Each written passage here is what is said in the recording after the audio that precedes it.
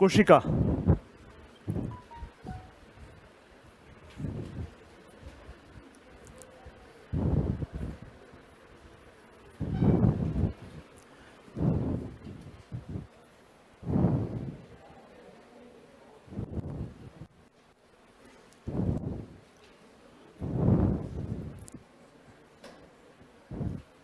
कोशिका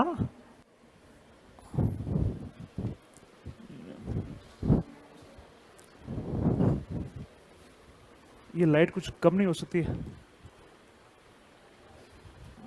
करो ना भैया, कहाँ से होगी? देखो एक बार, इसका ग्लेयर आंखों पे आ रहा है, साफ दिख नहीं रहा है। आपको प्रॉब्लम नहीं होनी चाहिए।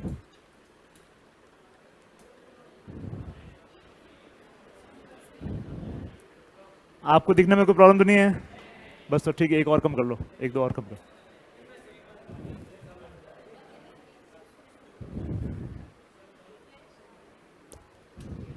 बस ठीक, बस ठीक है, बस ठीक, अब ठीक है। कोशिका या सेल सेल किसी भी जीव के कोई प्रॉब्लम है? सब कुछ प्रॉब्लम है।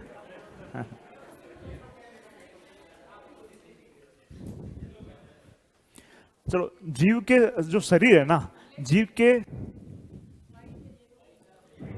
वाइट, ठीक है, ठीक।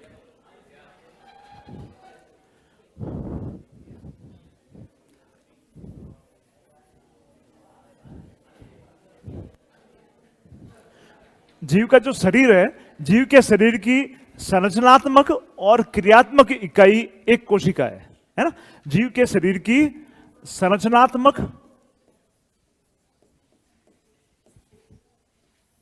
और क्रियात्मक इकाई है।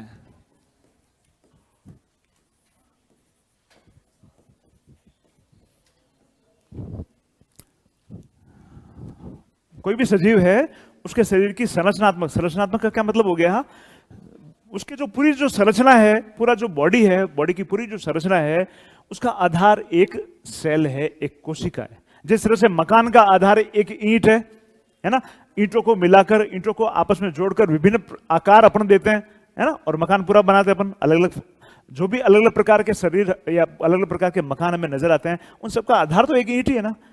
आकार भले अलग अलग हो, लेकिन आधार सबका ईंट है। उसी तरह से जो विभिन्न प्रकार के जो जीव नजर आते हैं, उन सभी जीवों का संरचना का जो आधार है वो एक कोशिका है ना? इसलिए इसको अपन कोशिका को संरचनात्मक इकाई कहते हैं। इकाई का मतलब ए सिंगल यूनिट, एक इकाई, है ना? जो बहुत सारी ऐसे यूनिट्स मिलकर पूरा शरीर बनाती है। क्रियात्मक इकाई का मतलब है बॉडी जो भी काम करती है, बॉडी को जिंदा रहने के लिए जो भी काम जरूरी है, जैसे श्वसन हो गया, जैसे पाचन हो गया, जैसे रिप्रोडक्शन यानी प्रजनन हो गया, या इसी भी प्रकार से उत्सर्जन हो गया, ऐसे जो बहुत सारे जो फिजियोलॉजी या कार्यकी से संबंधित जो कार्य है, उन सभी कार्यों का आधार भी एक कोशिका ही है।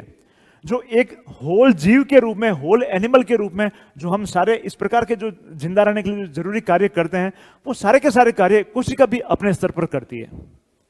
हम पाचन करते हैं तो कोशिका भी पाचन करती है। हम शोषण करते हैं तो एक सिंगल कोशिका है, वो भी शोषण करती है। रिप्रोडक्शन में हम हमारी संख्या को बढ़ाने का प्रयास करते हैं, उसी तरह से कोशिका भी अपनी संख्या बढ़ाने का प्रयास करती है, जो प्रजनन या रिप्रोडक्शन कहलाता है ना? इसलिए कोशिका को अपन संरचनात्मक और क्रियात्मक इकाई अपन कहते हैं। सबसे पहले एक था रॉबर्ट हुक, जानते होंगे, आपने पढ़ा होगा रॉबर्ट हुक। रॉबर्ट हुक ने सबसे पहले एक बोतल का कॉर्क होता है, आजकल तो प्लास्टिक के और लोहे के और कॉर्क या ढक्कन आ जाते हैं, है ना? पहले बोतल को बंद करने के लिए लकड़ी का एक कॉर्क बनाते थे और उसको अंदर फिट किया करते थे। केमिस्ट्री लैब में आपने भी देखा होगा। वो जो कॉर्क है, कॉर्क की खुरचन ली और कॉर्क की खुरचन को उन्होंने खुद ही एक माइक्रोस्कोप बनाया, उसमें देखने का प्रयास किया। उसमें उन्होंने देखा कि वो कॉर्क की जो उन्होंने स्लाइड बना के देखी, उसमें बहुत सारे छोटे छोटे कोष्ठ थे, छोटे इस तरह से कोष्ठ थे, इस तरह से बहुत सारे इस तरह से कोष्ठ थे। उन सभी कोष्ठ को उन्होंने नाम दिया सेलुली। क्या नाम दिया उन्होंने? सेलुली। ये सेलुली है, यही बाद में सेल्स कहलाए, यही बाद में सेल्स कहलाए। वो कॉर्क किससे बना हुआ था? लकड़ी से बना हुआ था। और लकड़ी किससे बनी होगी? ऑब्वियसली किसी न किसी पौधे की होगी, किसी न किसी जो प्लांट है उसकी होगी, है ना। तो उन्होंने बताया कि प्लांट का जो शरीर है वो ऐसे छोटे छोटे कोष्ठों से मिलकर बना है, और ये जो सारे के सारे कोष्ठ है वो सेल्स कहलाते हैं। ठीक है ना। लेकिन ये सारी सेल्स कैसी थी? डेड सेल्स थी, मृत कोशिकाएं थी। ये सारी की सारी सेल्स कैसी थी? मृत कोशिकाएं थी। फिर एक और साइंटिस्ट आते हैं, Antonie van Leeuwenhoek.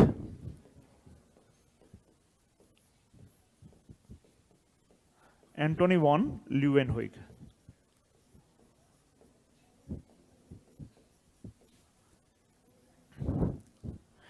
Antonie van Leeuwenhoek ने अपने दांत की खुरचन जो होती है ना, दांत की खुरचन से उन्होंने एक कुछ ऐसा निकाला और उसको उन्होंने एक माइक्रोस्कोप में नीचे देखने का प्रयास किया। तो उनको एक हिलता डुलता सा, चलायमान सा एक छोटा सा जीव नजर आया, बहुत छोटा सा जीव उनको नजर आया। उस छोटे से जीव को इन्होंने कहा था एनिमलक्यूल। इन्होंने क्या कहा था? एनिमलक्यूल। वो एनिमलक्यूल क्या था? वो वास्तव में एक बैक्टीरिया था। वो क्या था? वास्तव में एक बैक्टीरिया था। यानी सबसे पहले जीवित कोशिका किसने देखी थी? सबसे पहले जीवित कोशिका एंटोनी वॉन ल्यूवेनहुइक ने देखी थी। ठीक है ना। सबसे पहले कोशिका किसने देखी थी? तो रॉबर्ट हुक ने देखी थी। सबसे पहले जीवित कोशिका किसने देखी थी? एंटोनी वॉन ल्यूवेनहुइक ने देखी थी। ठीक है ना। कोशिका के बारे में पहले ज्यादा जानते नहीं थे। पहले तो कुछ थ्योरीज भी, कुछ सिद्धांत भी कुछ ऐसे थे जिस समय साइंस का बहुत अच्छा विकास नहीं हुआ था। जीव विज्ञान का तो लगभग विकास नहीं हुआ था। उस समय की बात है। उस समय जैसे जीव कैसे बनते हैं, जीव कैसे आते हैं, जीवों का जन्म कैसे होता है, तो उस समय ऐसा मानते थे कि अनाज के ढेर भरे हुए हो ना, अनाज के भंडार हो, उसमें चूहे अपना भी पैदा हो जाते हैं, है ना। कीचड़ जहां पर होता है, जहां गंदगी होती है, वहां पर कीड़े मकोड़े अपना भी पैदा हो जाते हैं, है ना। उस समय तक ज्यादा जीव विज्ञान का विकास नहीं हुआ था। तो सबसे पहले एक और साइंटिस्ट आए थे, उन्होंने कोशिका सिद्धांत दिया।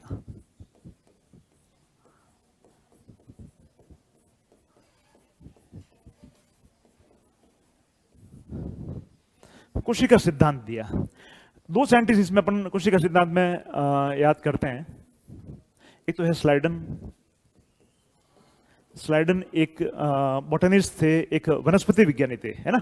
और एक थे स्वान। ये कौन थे? स्वान। स्वान जीव विज्ञानी थे।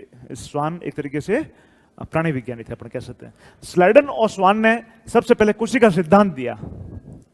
कोशिका सिद्धांत में इन्होंने कुछ बातें बताई। इन्होंने जो बातें बताई उनका जो लबोलुबाब या उनका जो सारांश था वो ये था कि किसी भी जीव की जो एक खास जो यूनिट है, जो इकाई है, वो एक कोशिका है। क्या बताया? प्रत्येक प्रकार का जीव हो, कोई भी सजीव है, भले प्लांट है चाहे कोई एनिमल है, पादप है या जंतु है, किसी भी प्रकार के पादप या जंतु के जो शरीर की जो मुख्य जो इकाई होती है, जिससे उसका शरीर बना है, वो क्या है? कोशिका है। एक बात इन्होंने ये बताई।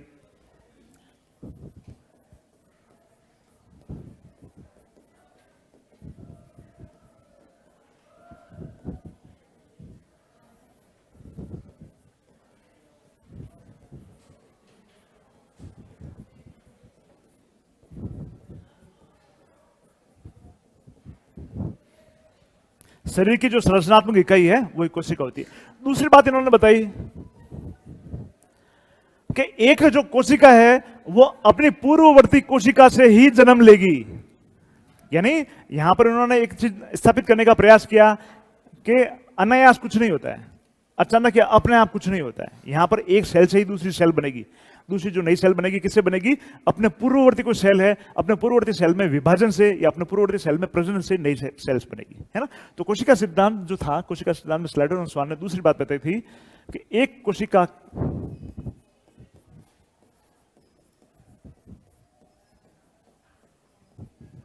अपनी पूर्ववर्ती कोशिका से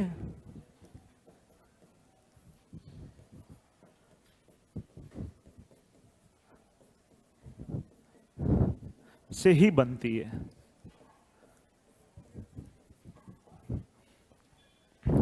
समझ में आ रहा होगा? दोनों पॉइंट समझ में आया आपको? तीसरा पॉइंट उन्होंने बताया कि शरीर की जो भी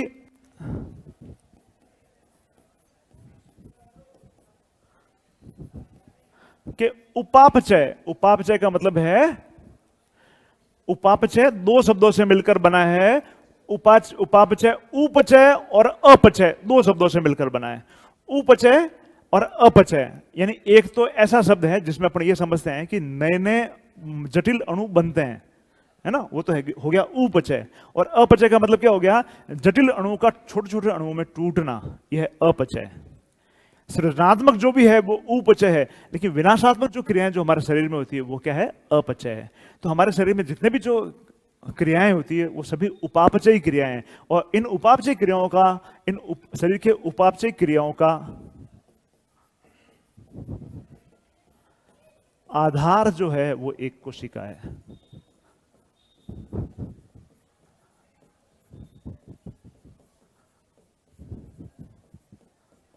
ये कुछ खास बातें इन्होंने बताई, और भी दो तीन बातें हैं लेकिन खास बातें ये है।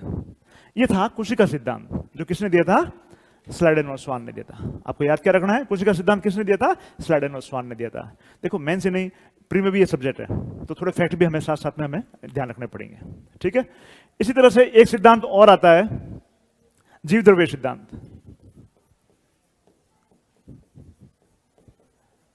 कोई इंग्लिश मीडियम का तो नहीं है, ठीक है।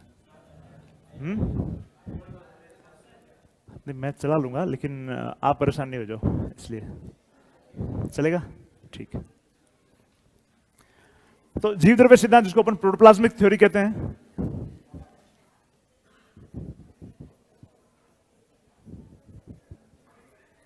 प्रोटोप्लाज्मिक थ्योरी कहते हैं,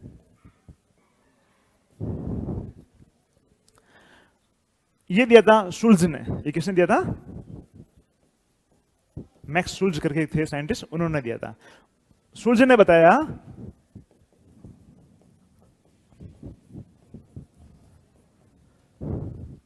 कि जीव द्रव्य है ना, वही जीवित है। एक कोशिका के अंदर जीवित नाम की जो चीज है, यानी जो जीवित है वो जीव द्रव्य है। अपन कोशिका का आकार पढ़ेंगे, कोशिका की संरचना पढ़ेंगे, बाहर तो कोशिका झिल्ली होती है, बाहर क्या होती है, कोशिका झिल्ली होती है, ठीक है। उसके भीतर की ओर कोशिका द्रव्य भरा हुआ होता है, और उस कोशिका द्रव्य के भीतर बहुत सारे कोशिकांग होते हैं, ठीक है। तो उन्होंने कहा कि जो कोशिका झिल्ली और कोशिका भित्ति को तो छोड़ो, उसके भीतर जो भरा हुआ जो जीव द्रव्य है वही जीवित होने का प्रमाण है। वही क्या है, वही जीवित होने का प्रमाण है। ये जीव द्रव्य सिद्धांत शुल्ज ने दिया था। शुल्ज ने बताया कि जीव द्रव्य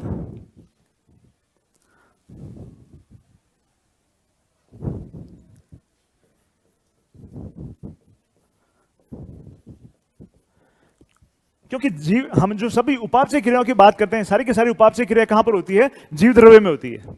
कोशिका झिल्ली में नहीं होती, बाहर कोशिका भित्ति में नहीं होती, कहां पर होगी है, जीव द्रव्य में होती है। और जीव द्रव्य में भी सभी कोशिकांग है। कोशिकांग का मतलब माइटोकॉन्ड्रिया कहां पर है, जीव द्रव्य में। राइबोसोम कहां पर है, जीव द्रव्य में। केंद्रक कहां पर है, जीव द्रव्य में। तो सारी क्रियाएं कहां पर हो रही है, जीव द्रव्य में हो रही है। इसलिए जीव द्रव्य ही जीवन का आधार है। ये किसने बताया था, शुल्ज ने बताया था। इसको अपन कौन सा सिद्धांत कहेंगे, जीव द्रव्य सिद्धांत कहेंगे, ठीक है। प्री के लिहाज से ये दो फैक्ट है, ये अपने लिए इंपॉर्टेंट है। कोशिका सिद्धांत किसने दिया था, स्लाइडेन स्वान ने दिया था। और जीव द्रव्य सिद्धांत किसने दिया था, मैक्स शुल्ज ने दिया था, ठीक है ना।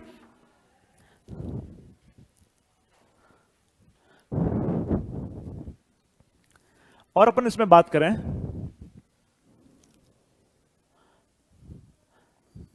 कोशिका का आकार।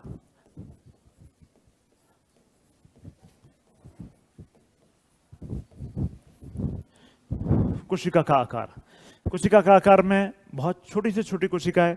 जैसे अपन माइकोप्लाज्मा की बात करें, सबसे छोटी कोशिका अपन मानते हैं माइकोप्लाज्मा। माइकोप्लाज्मा को सबसे छोटी कोशिका मानते हैं अपन।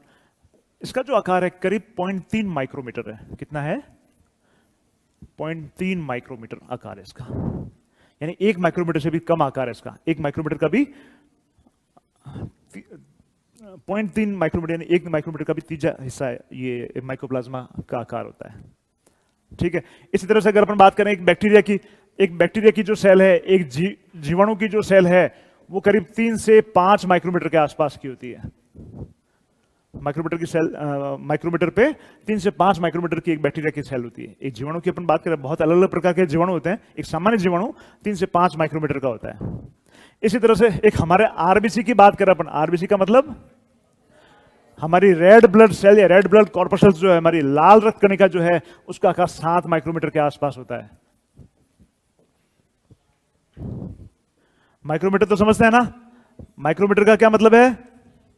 जहां पर माइक्रो आएगा वहां पर अपन 10 टू द पावर -6 से मल्टीप्लाई करेंगे, है ना। मीटर कितना हो गया ये? 10 टू द पावर -6 मीटर, यानी 1 मीटर का भी 0 को गुण के देखो 1 लाख का हिस्सा करीब हो जाएगा, है ना, 1 लाख का हिस्सा हो जाएगा। तो आरबीसी 7 माइक्रोमीटर की होती है, ठीक है। इसी तरह से लंबाई अगर अपन देखें तो हमारी जो नर्व सेल है, हमारी जो तंत्रिका कोशिका है,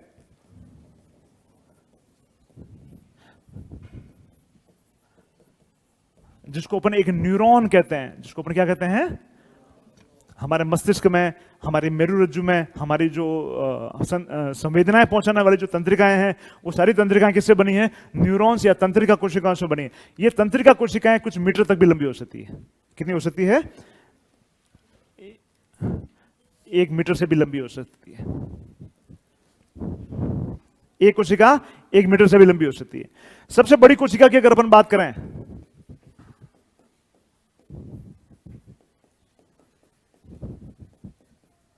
तो एक जो अंडा जो अपन देखते हैं ना, अंडा वो एक कोशिका है।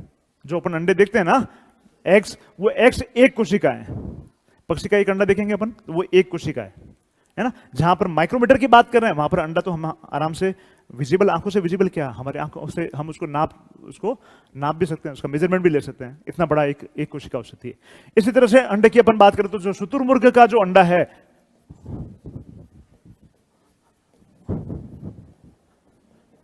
वो अभी तक खोजी गई सबसे बड़ी कोशिका है। शुतुरमुर्ग का जो अंडा है वो अब तक खोजी गई सबसे बड़ी कोशिका है। तो सबसे छोटी कोशिका कौन सी है? माइकोप्लाज्मा की कोशिका को सबसे छोटी कोशिका कहेंगे अपन। सबसे बड़ी कोशिका कौन सी है? शुतुरमुर्ग का अंडा अभी तक खोजी गई सबसे बड़ी कोशिकाओं में शामिल है, ठीक है ना। फिर कोशिकाओं के प्रकार की अगर अपन बात करें,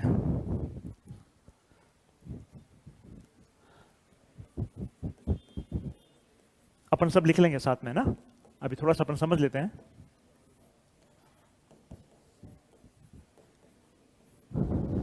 कोशिकाओं के प्रकार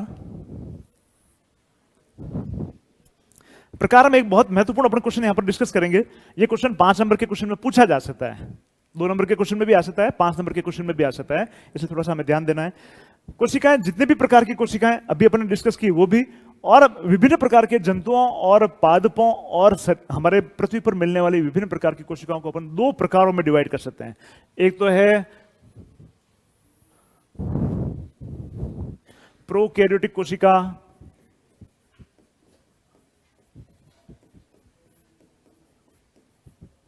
प्रोकैरियोटिक कोशिका, और दूसरी यूकैरियोटिक कोशिका। Very good.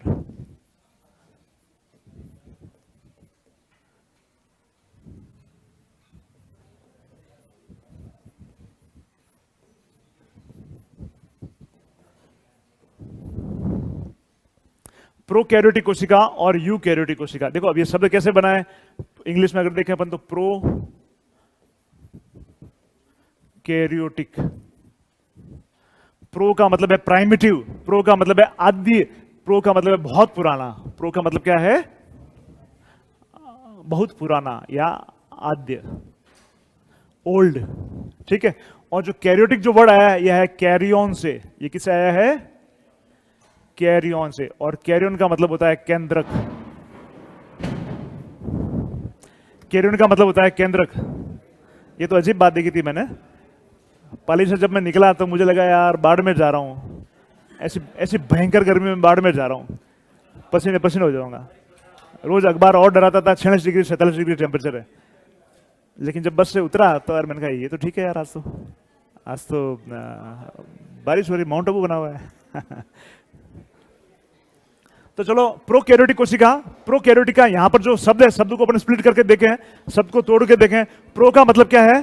आपस में बात नहीं करें प्लीज। अगर क्लास में मन नहीं लग रहा है तो यू मे गो, आप जा सकते हैं, कोई जरूरत नहीं क्लास में आपकी। प्रोकैरियोटिक का मतलब क्या है? प्रो जो वर्ड आया है, प्रो आया है प्राइमेटिव से, प्रो आया है आदि से, प्रो आया है पुराने से, और कैरियन जो वर्ड है, कैरियन का मतलब होता है केंद्रक या न्यूक्लियस, ठीक है ना। इसी तरह से यूकैरियोटिक जो वर्ड आया है, यू का मतलब होता है डेवलप या विकसित, और कैरियोटिक वही फिर वही वापस कैरियन से आया है, कैरियन का मतलब केंद्रक। यानी यूकैरियोटिक इस प्रकार के जीव है, इस प्रकार की कोशिकाएं हैं जिनके केंद्रक बहुत डेवलप होते हैं। अगर कोशिका को अपन माइक्रोस्कोप में देखें तो उसके केंद्र को अपन आसानी से अलग महसूस कर सकते हैं, ये इसका केंद्रक है। जबकि प्रोकैरियोटिक में केंद्र को अलग से विजुलाइज करना, केंद्र को अलग से विभेदित करना बहुत मुश्किल है। केंद्र अलग से हमें नजर नहीं आता है, क्योंकि केंद्र इसमें बहुत पुराने, बहुत प्राइमेटिव प्रकार का केंद्रक होता है, जिसका कोई आकार प्रकार अलग से हमें नजर नहीं आता है। जो केंद्र का जो मटेरियल है वो सीधा के सीधा कोशिका द्रव्य में पड़ा हुआ होता है, ठीक है। जबकि इसमें क्या होता है कि केंद्र के चारों ओर एक अच्छी सी बाउंड्री है। बाउंड्री का मतलब एक दोहरी झिल्ली है। केंद्र के बाहर क्या है? दोहरी झिल्ली, जिसे पता चल जाता है कि कहां पर केंद्रक शुरू हो रहा है, कहां पर केंद्रक है। जीव द्रव्य से बिल्कुल अलग हमें नजर आ जाता है, कोशिका द्रव्य से हमें अलग नजर आ जाता है, ठीक है ना। तो केंद्र को बहुत अच्छी तरह से इसमें डिफाइन कर सकते हैं, बहुत अच्छी तरह से अपन देख सकते हैं, केंद्र के अंदर की संरचनाओं को भी अपन समझ सकते हैं, जबकि यहां पर पॉसिबल नहीं है। यह एक बड़ा गुण है जिसके आधार पर कोशिकाओं के दो प्रकारों में वर्गीकृत किया जाता है। प्रोकैरियोटिक जिसका केंद्रक बहुत आदि प्रकार का है, जबकि यूकैरियोटिक का केंद्र कैसा है? बहुत डेवलप्ड प्रकार का, बहुत विकसित प्रकार का केंद्रक है। मात्र ये एक अंतर नहीं है, पहले इस एक अंतर के आधार पर दो कोशिकाओं के समूह अलग अलग किए, लेकिन बाद में इन कोशिकाओं का और अध्ययन किया तो इसमें और भी बहुत ज्यादा अंतर हमें नजर आए। वो अंतर कौन कौन से हैं, इस पे क्वेश्चन कभी आ सकता है। पहला अंतर तो अपने देख ही लिया, इसका केंद्र कैसा है? बहुत आदि प्रकार का केंद्रक है, जबकि इसमें विकसित प्रकार का केंद्रक है।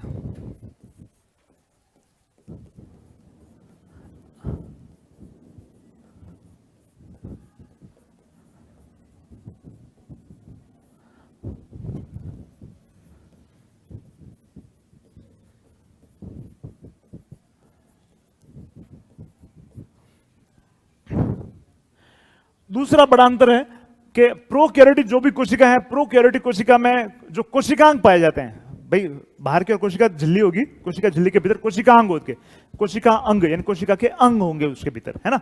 ये कोशिकांग प्रोकैरियोटिक में कोई भी ऐसा कोशिकांग नहीं होता है जो डबल मेम्ब्रेन हो, यानी कोई भी ऐसा कोशिकांग नहीं होता जिसके बाहर दोहरी झिल्ली हो। दोहरी झिल्ली वाले कोशिकांग इसमें अनुपस्थित होते हैं, समझ रहे हैं? दोहरी झिल्ली वाले कोशिकांग कौन कौन से होते हैं? जैसे माइटोकॉन्ड्रिया दोहरी झिल्ली का है, इसमें नहीं होता है। केंद्रक दोहरी झिल्ली का है, जो इसमें हमें नजर नहीं आता है। इसी तरह से लवक, प्लास्टिड, क्लोरोप्लास्ट जिसको अपन कहते हैं, है ना, जो प्रकाश संश्लेषण में उपयोग में आता है, ऐसा लवक इसमें नहीं मिलेगा आपको।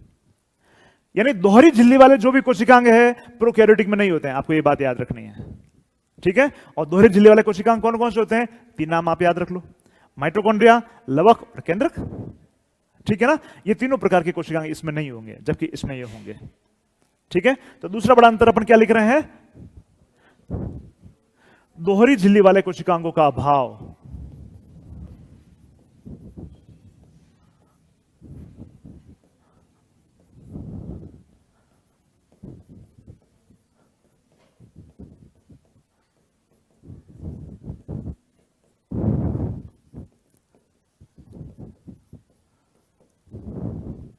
कौन कौन से? जैसे माइटोकॉन्ड्रिया, माइटोकॉन्ड्रिया इनमें नहीं होगा।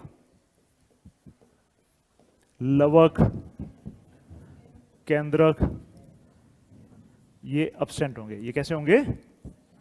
अब्सेंट होंगे। जबकि इसमें दोहरी झिल्ली के कोशिकांग पाए जाते हैं। दोहरी झिल्ली युक्त कोशिकांग उपस्थित।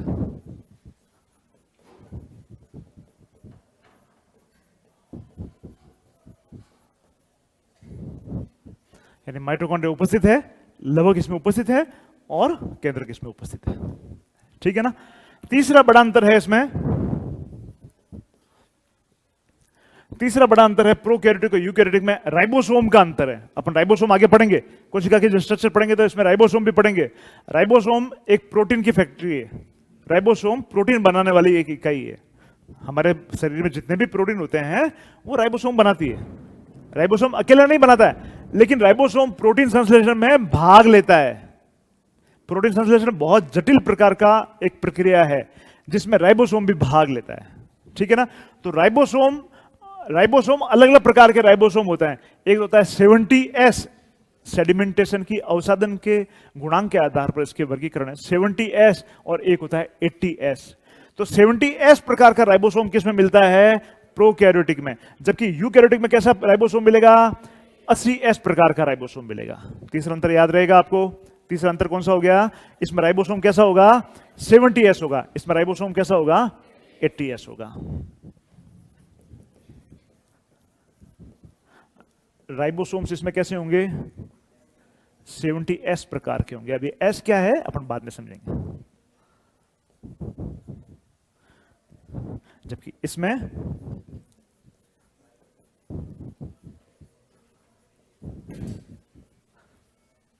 80S प्रकार के होंगे।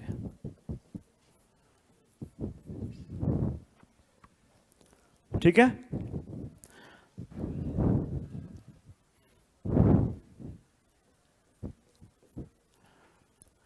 प्रोकैरियोटिक सेल के अंदर जो जीन जो होती है, जो एक पीढ़ी से दूसरी पीढ़ी में जो जीन जाती है ना, वो जीन इसमें तो केंद्र के अंदर आवरण में रहती है, जबकि इसके अंदर एक खुली रहती है। जीन किस में होगी? या गुणसूत्र जिसको अपन कहते हैं, गुणसूत्र किस में होंगे? इसमें सीधे गुणसूत्र किस में पड़े होंगे? कोशिका द्रव्य के अंदर पड़े होते हैं। जबकि इसमें जो गुणसूत्र जो है वो एक आवरण में केंद्र के भीतर सुरक्षित रहते हैं। क्रोमोसोम या गुणसूत्र? गुणसूत्र लिखता हूं मैं।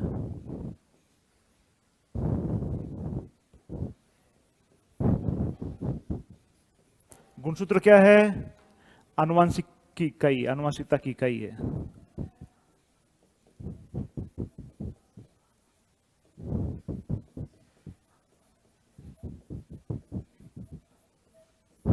आनुवांशिकता की इकाई है। ये क्या है? ये नग्न है, मतलब ये किसी भी आवरण में लिपटे हुए नहीं है। जबकि इसमें जो है गुणसूत्र केंद्रक में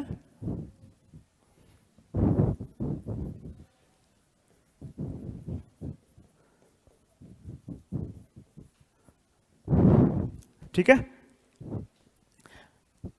अब प्रोकैरियोटिक कोशिकाएं कौन कौन सी कोशिकाएं प्रोकैरियोटिक कोशिका होगी? 5 अपन लिख सकते हैं इसमें, एग्जांपल उदाहरण लिख सकते हैं।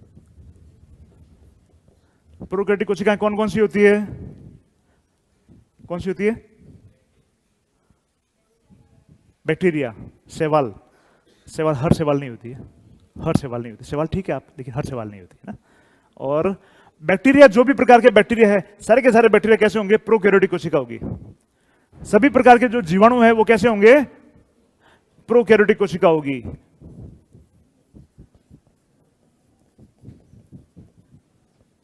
और नील हरित जो शैवाल है, कौन सी शैवाल है? नील हरित शैवाल।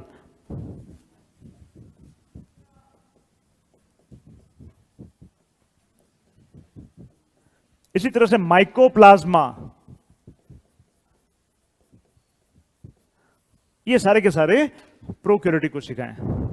जबकि इनके अलावा जो विकसित प्रकार के जो जीव है उनमें जो कोशिकाएं मिलती है वो यूकैरियोटिक प्रकार की कोशिका होगी। तो ये क्वेश्चन है, इंपॉर्टेंट क्वेश्चन है, क्वेश्चन पूछा जा सकता है, प्रोकैरियोटिक और यूकैरियोटिक प्रकार की कोशिकाओं में विभेद करो, है ना। 2 नंबर का क्वेश्चन भी आ सकता है और 5 नंबर का क्वेश्चन भी आ सकता है। 5 अंतर आपको याद होने चाहिए। टेबल बनाओ, 5 अंतर लिखो, एग्जाम्पल लिखो, बस इतना सा करना है आपको। ठीक है, बोलो। अपन राइबोसोम पढ़ेंगे, उसके साथ और पढ़ेंगे। अभी कोशिका की स्ट्रक्चर पढ़ेंगे अपन, उसमें हर एक कोशिकांग को अपन को पढ़ना है, उसमें राइबोसोम भी अपन पढ़ेंगे। एस सेडिमेंटेशन या अवसादन की इकाई है एक, है ना, अवसादन की इकाई है सेडिमेंटेशन रेट। चलो, इसमें कोई डाउट हो तो पूछो यहां तक की क्लास में। यहां तक की क्लास में कोई डाउट हो तो पूछो। कहाँ से आई आवाज? थोड़ा सा आवाज के साथ में अगर हाथ भी रेज हो जाए तो मुझे पता चलेगा आवाज कहाँ से आई है। आरबीसी में केंद्रक नहीं होता है। प्रोकैरियोटिक का केवल एक ही आधार नहीं है कि इसमें केंद्रक नहीं हो। दूसरा ये कि आरबीसी की जो वयस्क जो आरबीसी है उसमें केंद्रक नहीं होता है। बाकी आरबीसी की जो पहले की अवस्था है तो उसमें केंद्रक होता है। आरबीसी की जो पहले की अवस्था है जिनको अपन रेटिकुलोसाइट्स, रेटिकुलोब्लास्ट है ना, एरिथ्रोसाइट, एरिथ्रोब्लास्ट अपन कहते हैं, उसमें केंद्रक होता है। इसलिए आरबीसी को प्रोकैरियोटिक सेल्स नहीं कहते हैं।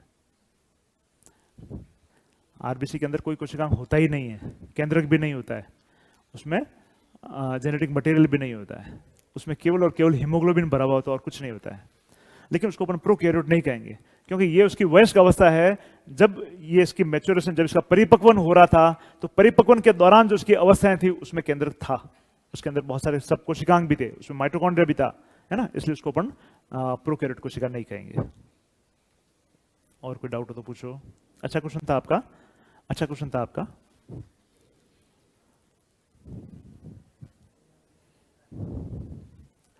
लिख लोगे आराम से तो? ठीक है।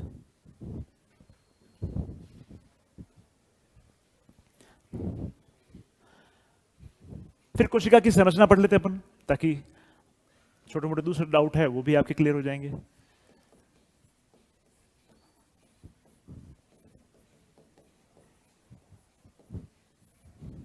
कोशिका की संरचना,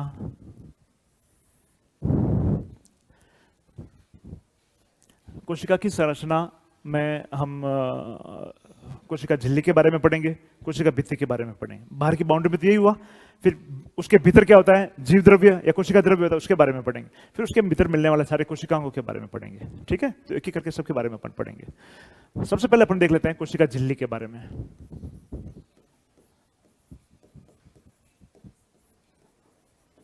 कोशिका झिल्ली, जिसको अपन कहेंगे सेल मेम्ब्रेन।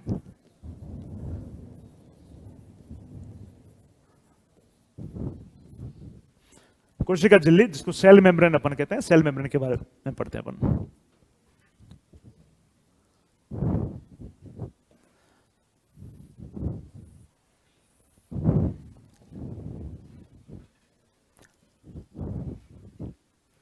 सेल की जो बाउंड्री है, हर एक कोशिका में बाहर की ओर मिलने वाली जो झिल्ली है, जो बिल्कुल पतली सी जो झिल्ली है, उसको अपन सेल मेम्ब्रेन कहते हैं। जैसे अगर ये कोशिका देखूं मैं, तो इस कोशिका के बाहर की ओर ये जो बाउंड्री मेरे को नजर आ रही है, ये पतली सी जो झिल्ली यहां पर नजर आ रही है, ये कोशिका झिल्ली है ना, ये कोशिका झिल्ली है। सबसे पहले इसको एक नावेली करके थे, उन्होंने इसको सेल मेम्ब्रेन कहा। नावेली ने इसको सेल मेम्ब्रेन कहा या कोशिका झिल्ली कहा।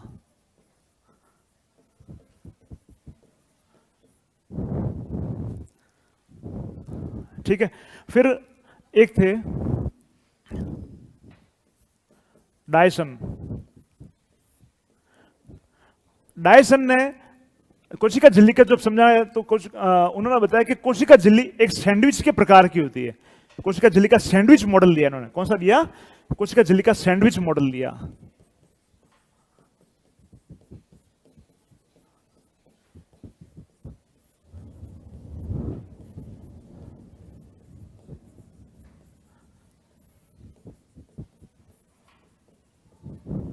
सैंडविच मॉडल है। इस सैंडविच मॉडल में यह बताया कि कोशिका झिल्ली दो चीजों से मिलकर बनी है, एक तो प्रोटीन, एक लिपिड। एक तो प्रोटीन और एक वसा, इन दो चीजों से मिलकर कोशिका झिल्ली बनी है। किसी भी प्रकार के जीव में जो कोशिका झिल्ली है, हर प्रकार की कोशिका की जो कोशिका झिल्ली है, वो दो चीजों से मिलकर बनी है। कौन कौन सी दो चीजें हैं? प्रोटीन और वसा। इन्होंने ये बताया कि प्रोटीन और वसा एक सैंडविच की तरह होती है। सैंडविच देखा है ना आपने? सैंडविच खाया आपने?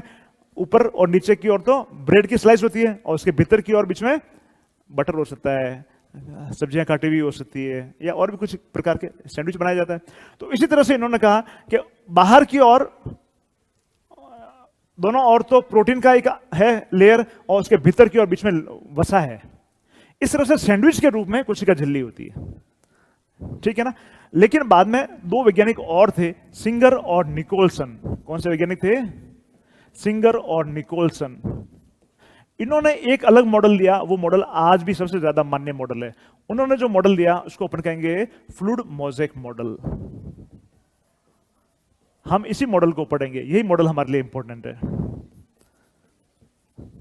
तरल मोज़ेक मॉडल।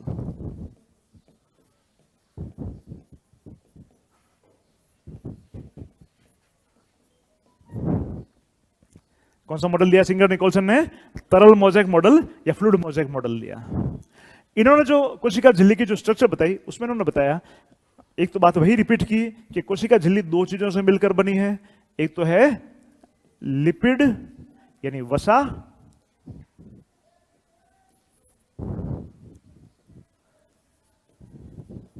और दूसरी चीज है प्रोटीन।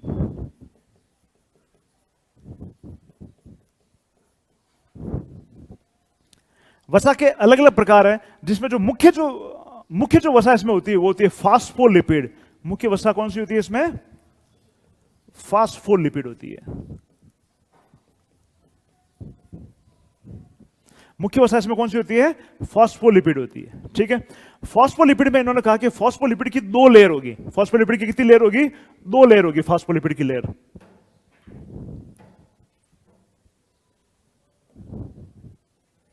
फास्फोलिपिड की दो लेयर होती है।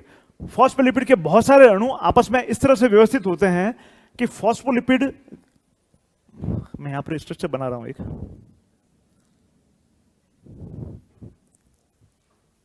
ये फास्फोलिपिड का एक अणु है मान लो। ऐसे बहुत सारे फास्फोलिपिड के अणु होते हैं। क्या ये कलर नजर आ रहा है आपको? है ना?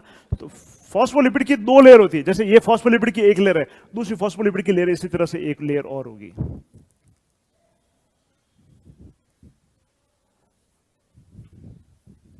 फास्फोलिपिड की इस तरह से दो लेयर है, एक ये लेयर फास्फोलिपिड की, एक दूसरी लेयर ये फास्फोलिपिड की है ना? फास्फोलिपिड का जो हर एक अणु है वो दो चीजों से मिलकर बना है। फास्फोलिपिड के ये एक अणु, ये दूसरा अणु, ये तीसरा अणु, ये चौथा, ये पांचवा, छठा, ये फास्फोलिपिड के अणु है। फास्फोलिपिड के हर अणु में दो चीजें हैं, दो भाग है, एक तो है हेड, एक है टेल। एक तो है हेड, एक है टेल। हेड जो है, देखो ये है हेड, ये है सिर। ये सिर किससे बना है? ये सिर बनाया है, ये सिर जो होता है जल स्नेही होता है। ये कैसा होता है? जल स्नेही, यानी हाइड्रोफिलिक, हाइड्रोफिलिक हेड होता है इसका। और इसकी जो टेल है, देखो दोनों की टेल आमने सामने है, दोनों की टेल आमने सामने। ये टेल जो होती है ये हाइड्रोफोबिक होती है, यानी जल विरोधी होती है। ये कैसी होती है? जल विरोधी, यानी जल से इसको स्नेह नहीं है, ये जल से हमेशा दूर रहना चाहती है। जबकि हेड हमेशा जल की तरफ रहना चाहते हैं, जल की ओर रहना चाहते हैं, है ना? तो ये जो बीच में जो टेल नजर आ रही है, ये टेल कैसी है? जल विरोधी है। ये जो टेल है ये जल विरोधी टेल है।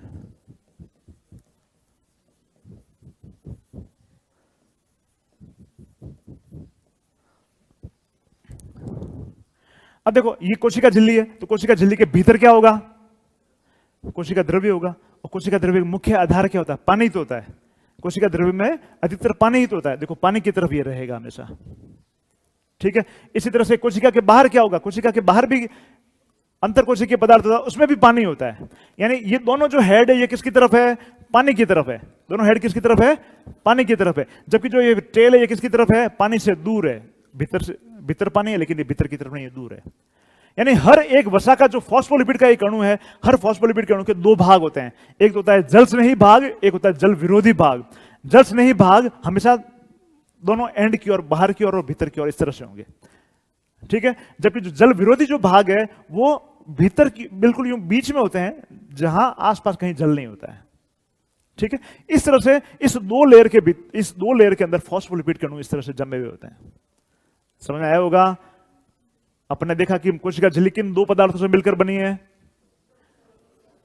प्रोटीन और वसा से मिलकर बनी है। पहले अपन वसा पढ़ रहे हैं, अपन देख रहे हैं कि जो वसा है वो मुख्य वसा कौन सी होती है? फास्फोलिपिड होती है। फास्फोलिपिड के अलावा भी होती है, लेकिन मुख्य भाग कौन सा है इसका? फास्फोलिपिड है। ये फास्फोलिपिड की जो वसा है वो दो लेयर्स में होती है। कैसे होती है? दो लेयर्स में होती है। दोनों लेयर्स किस तरह से लगी हुई होती है?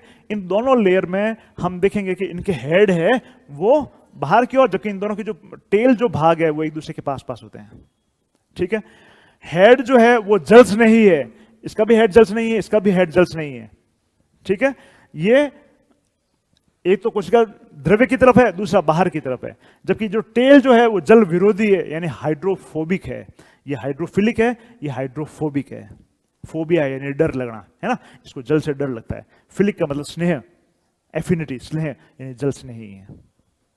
ठीक है, फिर दूसरा उन्होंने बताया कि इसमें प्रोटीन होते हैं। दूसरा क्या बताया इन्होंने? प्रोटीन होते हैं। प्रोटीन भी इसमें दो प्रकार के होते हैं। प्रोटीन कितने प्रकार के? इसमें दो प्रकार के प्रोटीन है। एक तो होते हैं परिधीय प्रोटीन, पेरिफेरल,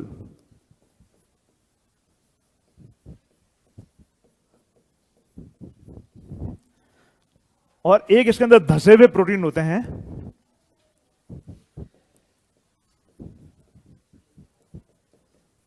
या आंतरिक प्रोटीन भी कहते हैं, जिनको अपन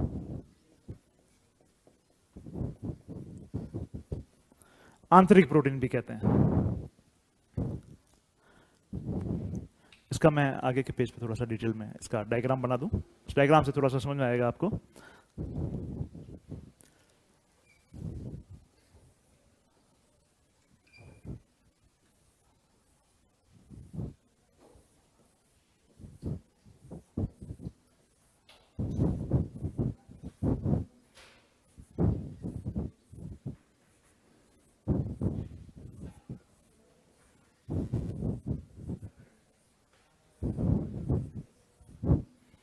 ये दो फॉस्फोलिपिड की लेयर हो गई।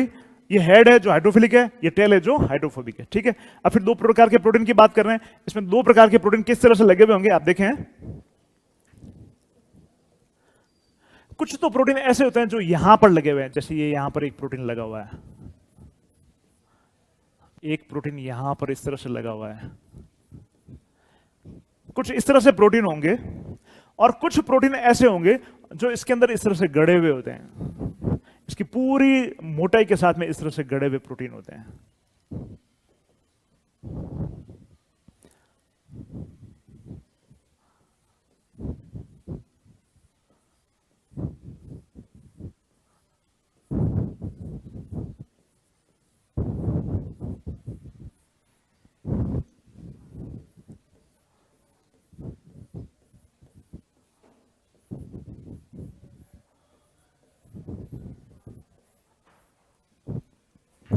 ये जो प्रोटीन है, ये प्रोटीन है गड़े हुए प्रोटीन या आंतरिक प्रोटीन है। ये जो है वो गड़े हुए प्रोटीन या आंतरिक प्रोटीन है। इनके बीच में, गड़े हुए आंतरिक प्रोटीन के बीच में देखो खाली जगह है। ठीक है, ये है परिधीय प्रोटीन। दो प्रकार के प्रोटीन अपन ने पढ़े, एक तो है परिधीय प्रोटीन और एक है धसे हुए आंतरिक प्रोटीन, है ना। तो परिधीय प्रोटीन कौन से हैं? जो बाहर की सतह पर लगे हुए हैं। जो बाहर की सतह पर लगे हुए हैं ये परिधीय प्रोटीन है।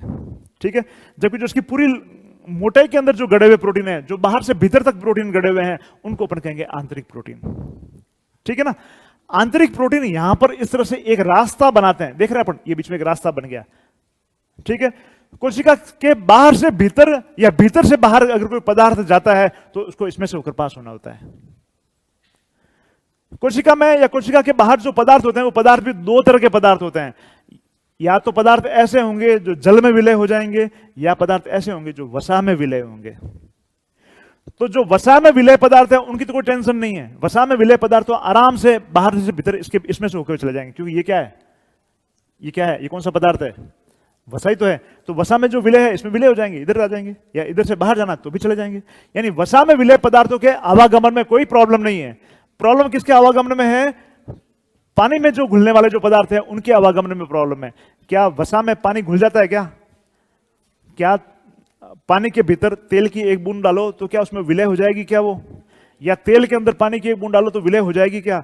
दोनों का एक दूसरे से दुश्मनी है, दोनों एक दूसरे के साथ में विलय नहीं हो पाते हैं। तो ऐसे पदार्थ जो जल में विलय हैं उनके आवागमन में प्रॉब्लम आती है।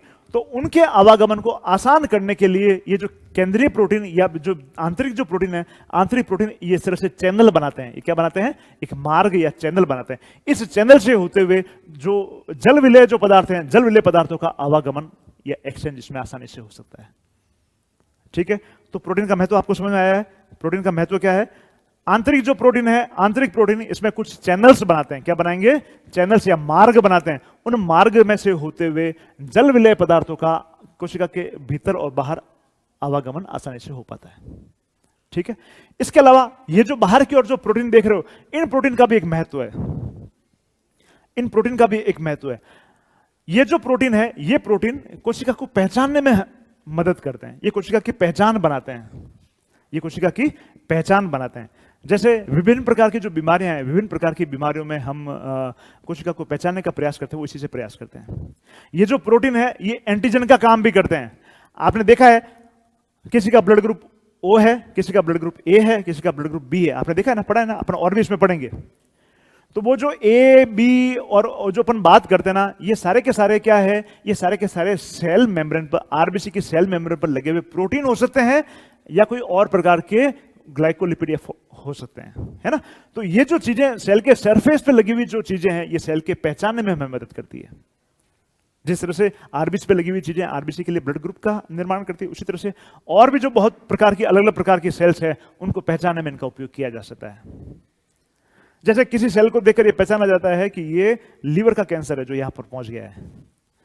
कई प्रकार के कैंसर होते हैं, है ना।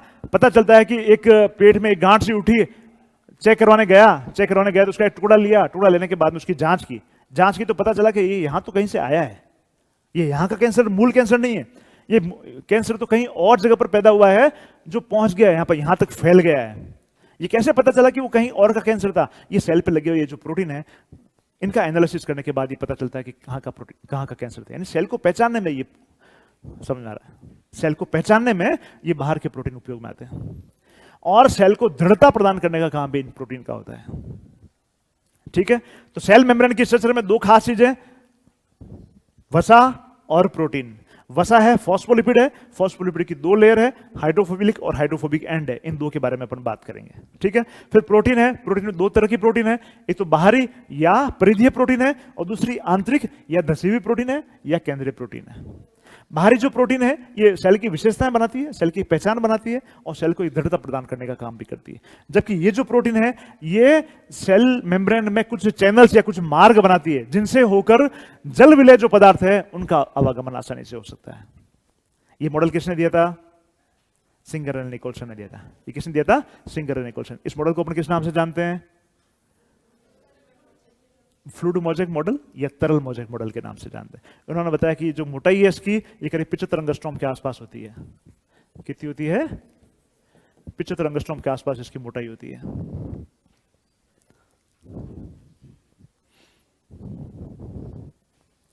अब अगर आपसे कोई पूछे कि कोशिका झिल्ली के कार्य क्या क्या है, लिख लेंगे आराम से।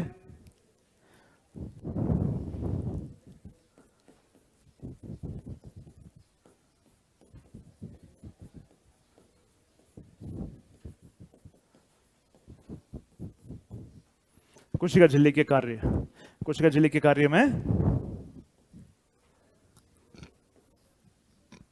कोशिका को एक आकार प्रदान करते हैं,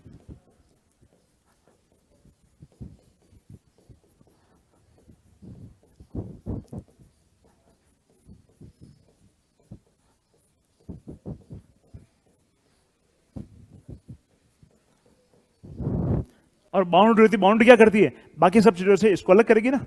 बाउंड्री, किसी की भी बाउंड्री हुई तो क्या करेगी? जैसे अपने क्लास की बाउंड्री है, तो ये बाकी पूरे इंस्टीट्यूट से इस क्लास को अलग कर रही है ना। तो सेल की बाउंड्री क्या करेगी? सेल को आसपास के जो सेल्स है उनसे अलग करने का प्रयास करती है, उनसे विभेदित करती है।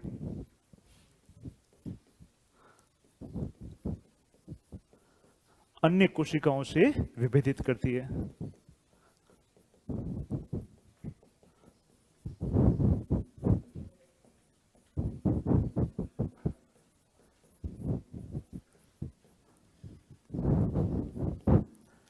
फिर कोशिका झिल्ली क्या करेगी? आवागमन। कोशिका झिल्ली क्या करेगी? कोशिका के भीतर से बाहर या बाहर से भीतर पदार्थों के आवागमन में हेल्प करती है। क्योंकि कोशिका झिल्ली कैसी होती है? कोशिका झिल्ली हमेशा अर्धचयनात्मक होती है। कैसी होती है? अर्धचयनात्मक झिल्ली होती है। ये अर्धचयनात्मक का क्या मतलब है? देखो, चयनात्मक का मतलब सेलेक्टिव। चयनात्मक किसे कहेंगे अपन? सेलेक्टिव। सेलेक्टिव का मतलब सेलेक्ट कर करके पार जाने देगी, हर किसी को अपने भीतर से पार नहीं होने देती है। कोशिका झिल्ली हर किसी को अपने भीतर से पार नहीं होने देती है। कोशिका झिल्ली यहां पर सेलेक्ट करके जिसकी जरूरत है भीतर, उसको भीतर जाने देती है, जिसकी जरूरत है बाहर जाने की, उसको कोशिका झिल्ली के भीतर से बाहर जाने देती है। यानी हर कोई पदार्थ कोशिका के भीतर प्रवेश नहीं कर सकता है। कुछ ऐसे ही पदार्थ, विशेष पदार्थ है जो ही भीतर प्रवेश कर सकते हैं, कुछ ऐसे भी पदार्थ विशेष हैं जो कोशिका से बाहर निकल सकते हैं, है ना। इस गुण के कारण कोशिका झिल्ली को अपन क्या कहेंगे, कोशिका झिल्ली का विशेष गुण क्या है, ये अर्धचयनात्मक झिल्ली। अर्धचयनात्मक का मतलब सेमी परमिएबल मेम्ब्रेन है। कैसी मेम्ब्रेन है ये, सेमी परमिएबल, यानी इसमें जो परमिएट होना, इसमें से पार होना जो है वो हर किसी के लिए पॉसिबल नहीं है। ये कैसी झिल्ली है, सेमी परमिएबल मेम्ब्रेन है, यानी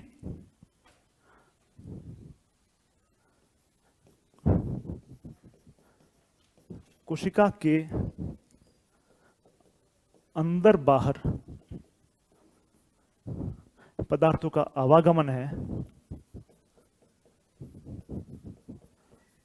आवागमन का मतलब एक्सचेंज,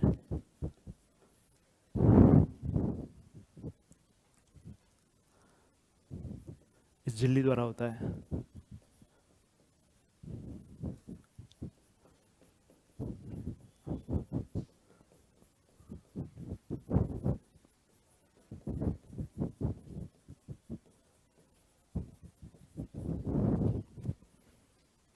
इसके कुछ खास काम हो गए, याद रख लेंगे कोशिका झिल्ली के काम। कोशिका झिल्ली में अगर कोई डाउट है तो पूछो, बस इतना काफी कोशिका झिल्ली के लिए।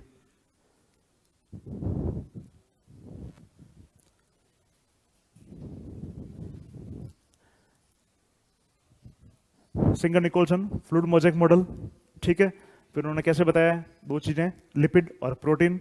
लिपिड के बारे में बता दो, फॉस्फोलिपिड है। फॉस्फोलिपिड में आप जल्स नहीं हो, जल विरोधी, दो इसके एंड बता दो, ठीक है। फिर प्रोटीन, प्रोटीन में दो तरह की प्रोटीन है। खास प्रोटीन का काम क्या हो गया, चैनल्स बनाना जिसमें से होकर पदार्थों का आवागमन होता है, ये बता दो। फिर इसका गुण एक सेमी परमेबल मेम्ब्रेन होती है, ये बता दो, ठीक है। अगर आप चाहें तो इसमें साथ में और इसमें कुछ बाहर की और इसमें ग्लाइकोलिपिड्स भी इस तरह से जुड़े हुए हो सकते हैं, बता सकते हैं, नहीं भी बताएंगे तो चलेगा। ग्लाइकोलिपिड भी लिपिड ही होते हैं, वसा ही होती है। ग्लाइकोलिपिड्स के अणु भी इस तरह से हो सकते हैं, ठीक है। बोलो, कोई क्वेश्चन है, शायद क्वेश्चन चल रहा है दिमाग में। ग्लाइकोलिपिड, लिपिड और कार्बोहाइड्रेट का एक मिला हुआ एक अणु है जिसको ग्लाइकोलिपिड कहते हैं। ग्लाइकोलिपिड एक ऐसा लिपिड का अणु जिसके साथ कार्बोहाइड्रेट का मॉलिक्यूल भी जुड़ा हुआ होता है, इसको ग्लाइकोलिपिड अपन कहते हैं। बायोकेमिस्ट्री इसकी जरूरत नहीं है आपको, आप तो बस इतना याद रख लो, काफी है, ठीक है। आगे बढ़े, नेक्स्ट है कोशिका झिल्ली। नेक्स्ट है कोशिका झिल्ली।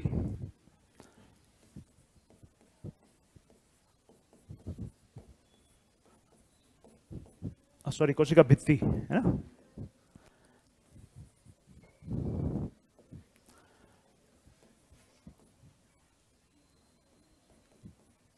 सेल वॉल, सेल वॉल कोशिका भित्ति। अब सेल मेम्ब्रेन, कोशिका झिल्ली और कोशिका भित्ति दोनों अलग अलग है क्या, दोनों अलग अलग है। कोशिका झिल्ली हर कोशिका में होगी, किसी भी प्रकार की कोशिका है तो कोशिका झिल्ली होगी ही, लेकिन कोशिका भित्ति हर कोशिका में नहीं होती है। आपको याद क्या रखना है, कोशिका झिल्ली हर कोशिका में होती है, लेकिन कोशिका भित्ति हर कोशिका में नहीं होती है। कोशिका भित्ति यानी सेल वॉल जो है कुछ कोशिकाओं में, जिसमें विशेष रूप से जो पादप कोशिकाएं जो है, प्लांट सेल्स जो है, उन प्लांट सेल्स में कोशिका भित्ति होती है। एनिमल सेल्स के अंदर कोशिका भित्ति नहीं होती, आपको ये याद रखना है। प्लांट सेल्स के अंदर कोशिका भित्ति होती है, जबकि एनिमल सेल्स के अंदर कोशिका भित्ति नहीं होती है, ठीक है, याद रखेंगे। और किस में होती है कोशिका भित्ति, बैक्टीरिया में होती है, कवक में होती है। हर प्रकार के बैक्टीरिया में भी कोशिका भित्ति होती है और कवक में भी कोशिका भित्ति होती है। तो आप तीन चीजें याद रखेंगे, हर प्रकार की पादप कोशिका में कोशिका भित्ति होती है, बैक्टीरिया में कोशिका भित्ति होती है और कवक में कोशिका भित्ति होती है। याद रख लेंगे, है ना। कोशिका भित्ति किस किस में होगी, कोशिका भित्ति विशेषता है पादप कोशिकाओं की, पादप यानी प्लांट कोशिकाओं की, प्लांट सेल्स की। पादप कोशिकाओं में, बैक्टीरिया में या जीवाणुओं में और कवक में, कवक मतलब फंजई, फफूंद, इनमें ये कोशिका भित्ति पाई जाती है।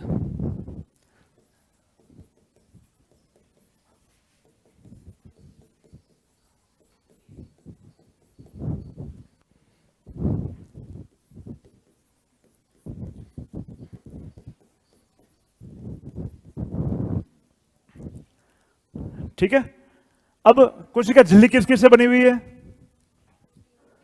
प्रोटीन और लिपिड से।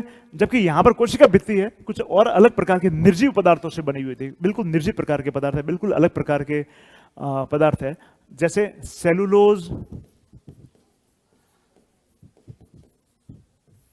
जैसे हेमीसेलुलोज,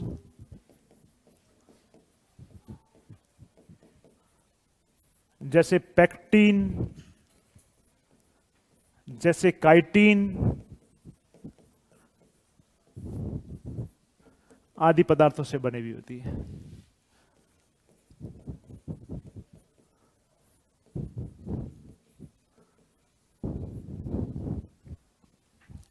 ये जो पदार्थ है सारे निर्जीव पदार्थ हैं और सारे ठोस पदार्थ है, कठोर पदार्थ है, सारे के सारे कैसे पदार्थ हैं? कठोर पदार्थ है। यही वजह है कि पादप की जो कोशिका है वो ज्यादा कठोर होती है। पादप की कैसी कोशिका कैसी होती है? ज्यादा कठोर होती है, क्योंकि उसके बाहर की ओर कोशिका भित्ति है, और कोशिका भित्ति किससे बनी हुई है? इन कठोर पदार्थों से बनी हुई है। या तो सेलुलोज से बनी है, हेमीसेलुलोज, पेक्टिन और काइटिन जैसे पदार्थों से बनी हुई है ना।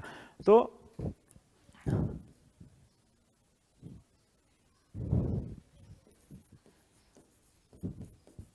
इनके कारण कोशिका को यांत्रिक दृढ़ता मिलती है।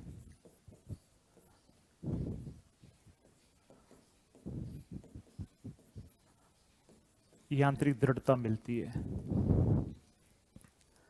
अगर कोई आपसे पूछे कि एक अंतर बताओ, प्लांट सेल और एनिमल सेल में कोई एक अंतर बता दो, पादप कोशिका या जंतु कोशिका में कोई एक अंतर बता दो, सबसे बड़ा अंतर कौन सा है? सबसे बड़ा अंतर सेल वॉल का है। सबसे बड़ा अंतर आपको कौन सा बताना है? कि प्लांट कोशिकाओं में सेल वॉल होती है, जबकि एनिमल कोशिकाओं में सेल वॉल नहीं होती है। ठीक है ना। ये सबसे बड़ा अंतर आपको इसमें बताना है। फंजाई में भी सेल वॉल होती है। फंजाई में जो सेल वॉल है, यानी कवक में जो सेल वॉल होती है, कवक में सेल वॉल काइटिन की बनी हुई होती है। कवक में सेल वॉल किसकी बनी हुई होगी? काइटिन की बनी हुई होती है। कवक में कोशिका भित्ति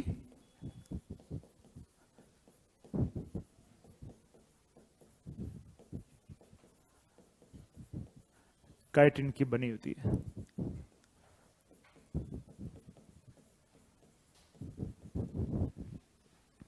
ठीक है ना।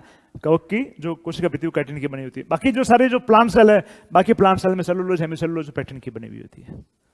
ठीक है ना। अब चूंकि ये निर्जीव पदार्थ की बनी हुई है और पूरी सेल को चारों ओर से घेर के रखती है, तो सेल मेम्ब्रेन के बाहर की ओर कोशिका भित्ति है। सेल मेम्ब्रेन कोशिका झिल्ली होती है ना, कोशिका झिल्ली के बाहर की ओर कोशिका भित्ति है। सेल मेम्ब्रेन में से तो होकर कुछ पदार्थ आ जा सकते हैं, लेकिन सेल वॉल में से होकर कुछ भी आ जा नहीं सकेगा, क्योंकि सेल वॉल किससे बनी है? कठोर पदार्थों से बनी है, सेलुलोज और हेमीसेलुलोज से बनी। इसलिए सेल वॉल में से आर पार कुछ भी नहीं जा सकता है। सेल मेम्ब्रेन के आर पार जा सकता है, लेकिन सेल वॉल के अक्रॉस, सेल वॉल के आर पार कुछ भी नहीं जा सकता है। तो फिर एक सेल का दूसरे सेल के बीच में संबंध कैसे होगा? एक सेल का दूसरे सेल के बीच में कनेक्शन या कम्युनिकेशन कैसे होगा? एक सेल का दूसरी सेल के बीच में कम्युनिकेशन, जिसमें सेल वॉल होती है, उसमें सेल वॉल, दो सेल वॉल के बीच में प्लाज्मोडेस्मेटा होते हैं। क्या होते हैं? प्लाज्मोडेस्मेटा। ये प्लाज्मोडेस्मेटा दो सेल वॉल के बीच में आपस में कनेक्शन स्थापित करते हैं, ताकि एक सेल से दूसरे सेल में अगर पदार्थों का जाना है तो उनमें से होकर चले जाते हैं। सेल मेम्ब्रेन में से होकर कुछ पदार्थों का आवागमन पॉसिबल है, लेकिन सेल वॉल में से, कोशिका भित्ति में से होकर किसी भी प्रकार के पदार्थों का आवागमन पॉसिबल नहीं होता है। तो ऐसे में एक सेल का दूसरी सेल के साथ में जो संबंध है वो प्लाज्मोडेस्मेटा बनाते हैं। ठीक है ना। तो कोशिका भित्ति वाली कोशिकाओं में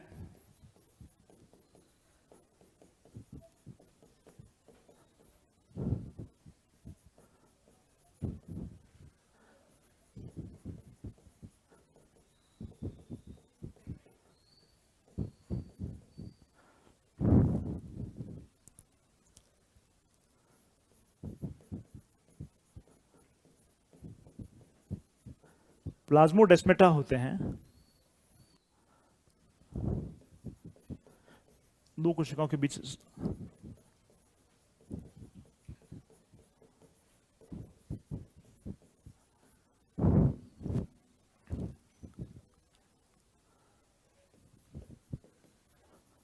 संपर्क बनाते हैं।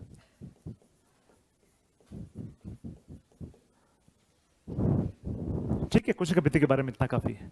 कोशिका भित्ति किससे बनी हुई है, ये इंपॉर्टेंट है, किस में होती है, ये इंपॉर्टेंट है, और प्लाज्मोडेस्माटा क्या होते हैं, ये इंपॉर्टेंट है। इन पे क्वेश्चन आ सकता है, छोटा जो आपके एमसीक्यूज है, एमसीक्यू जो इसमें से पूछा जा सकता है। ठीक है ना, इसमें कोई डाउट हो तो पूछो। सेल मेम्ब्रेन और सेल वॉल, ये जो अपन ने पढ़े हैं, इनमें कोई डाउट हो तो पूछो। है बेटा, प्लाज्मोडेस्माटा मैंने बताया कि दो कोशिकाओं के बीच में संपर्क के सूत्र है और कुछ नहीं है। जैसे ये एक कोशिका भित्ति है, ये कोशिका भित्ति है ना, एक कोशिका की कोशिका भित्ति ये है, दूसरी कोशिका की कोशिका भित्ति ये दूसरी कोशिका की कोशिका भित्ति है। ठीक है, इसी तरह से तीसरी कोशिका यहां पर भी हो सकती है, ऐसे हो सकती है ना कोशिकाएं।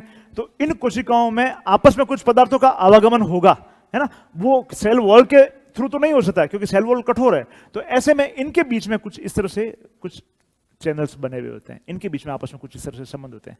ये जो संबंध है आपस में एक्सचेंज के लिए, ये जो बीच में कुछ ऐसी संरचनाएं बन रखी है, उनको अपन प्लाज्मोडेस्माटा कहेंगे।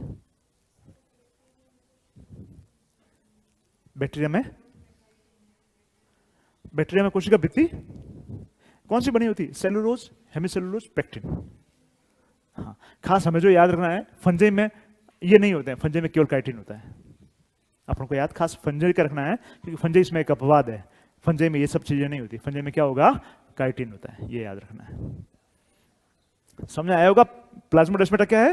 प्लाज्मोडेस्माटा जिस कोशिका में कोशिका भित्ति होती है, वहां पर दो कोशिकाओं के बीच में संपर्क स्थापित करने के लिए जो संरचनाएं हैं वो प्लाज्मोडेस्माटा है। ठीक है, नेक्स्ट है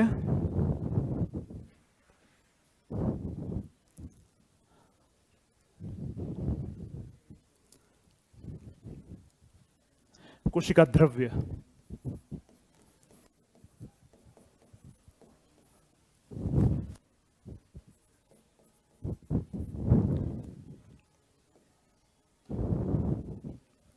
कोशिका द्रव्य जिसको अपन साइटोप्लाज्म कहते हैं।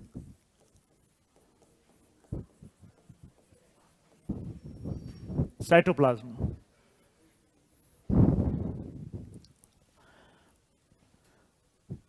और एक शब्द आता है प्रोटोप्लाज्म। अभी तक जो अपन ने पढ़ा सेल के बाहर की चीजें पढ़ी अपन ने, अभी तक कहां पर पढ़ा है, सेल की जो बाउंड्री है, सेल की बाउंड्री तक अपन ने पढ़ा है। सेल मेम्ब्रेन और सेल वॉल सेल की बाउंड्री बनाते हैं, ये अपन ने पढ़ा है। अब सेल के भीतर क्या है, यहां से अपन शुरू कर रहे हैं। सेल के भीतर एक कॉलर्ड जैसा जेल जैसा एक पदार्थ भरा हुआ है जिसको अपन कोशिका द्रव्य या साइटोप्लाज्म अपन कहते हैं। कहीं कहीं पर वर्ड प्रोटोप्लाज्म भी आता है। तो साइटोप्लाज्म और प्रोटोप्लाज्म में क्या अंतर है, ये आपको ध्यान रखना पड़ेगा। ठीक है, जैसे देखें ये कोई एक सेल है, ये सेल मेम्ब्रेन है, इसके बाहर की सेल वॉल हो भी सकती है, नहीं भी हो सकती है ना। प्लांट सेल है तो होगी और एनिमल सेल है तो नहीं होगी, है ना।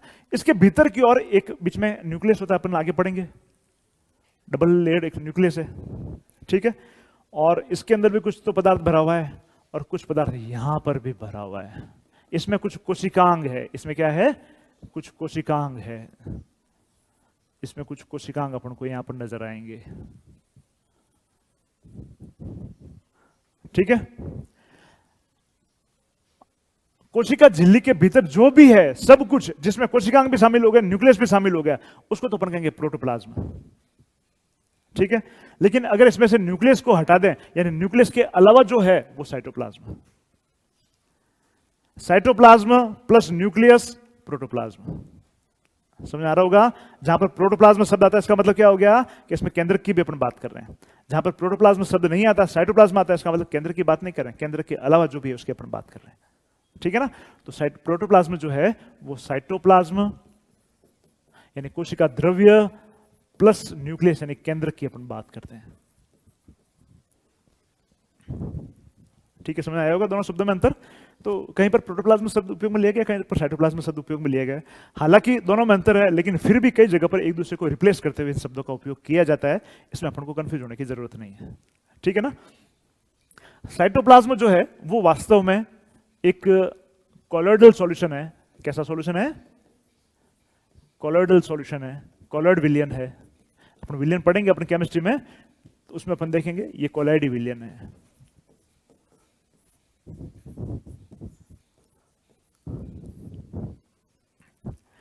जैसे पानी के अंदर थोड़ा सा दूध डाल दो, पानी के अंदर दूध डालो कि पानी उसमें पूरा घुल जाएगा क्या? दूध उसमें पूरा घुल जाएगा क्या? घुल जाता तो पानी जैसा नजर आता, ऐसा तो नहीं है। दूध अपनी उपस्थिति वहां पर शो करता है ना, क्योंकि उसमें पूरी तरह से घुल नहीं पाता है। उसमें वो एक कॉलर्ड विलियन है। वो कौन सा विलियन है? कॉलर्ड विलियन है ना। तो इसी प्रकार का कॉलर्ड विलियन जैसा ये विलियन है, जिसमें बहुत सारे अलग अलग प्रकार के लिक्विड है, अनेक इसमें रसायन घुले हुए होते हैं, अनेक इसमें रसायन है, लेकिन मूल जो इसका आधार है, इसका जो आधार है वो पानी है। आधार क्या है इसका? पानी है। मुख्य इसका आधार पानी, 75 से 85% तक इसमें पानी है। ठीक है, बाकी बचे हुए में दूसरे पदार्थ है। दूसरे पदार्थों में क्या क्या है? पानी के साथ में इसमें प्रोटीन भी है,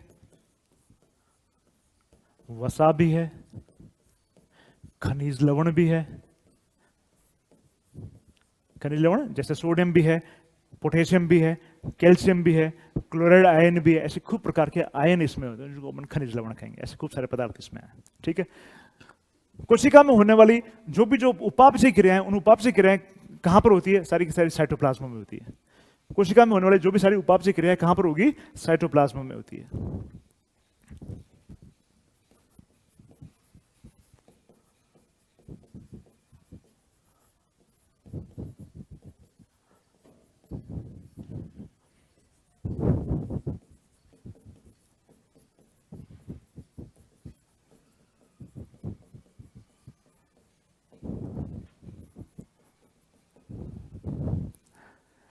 कोशिका द्रव्य में सारे कोशिकांग इसमें होते हैं।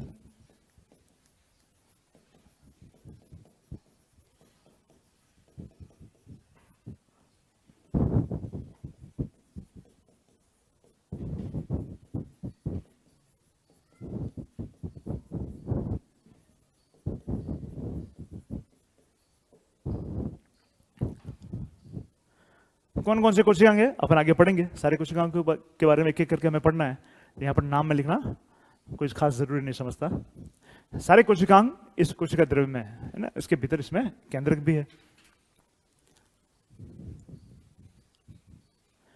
कोशिका द्रव्य के लिए आपको कोई तय पढ़ना है, खास बात इसके लिए यही है।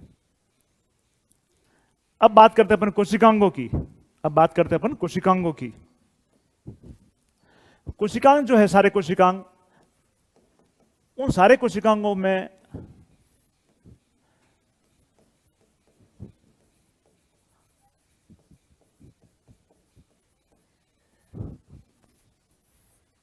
दो तरह के कोशिकांग इसमें अलग से महसूस कर सकते हैं अपन।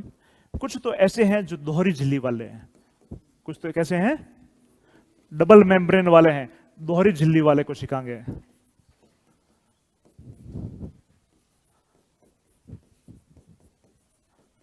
और कुछ ऐसे हैं जो सिंगल मेम्ब्रेन वाले हैं या मेम्ब्रेन लेस हैं, जिनको अपन अन्य कोशिकांग कह सकते हैं।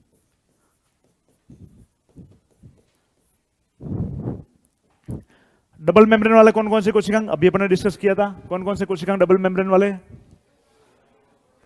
माइटोकॉन्ड्रिया, लवक और केंद्रक। केंद्रक यानी न्यूक्लियस, माइटोकॉन्ड्रिया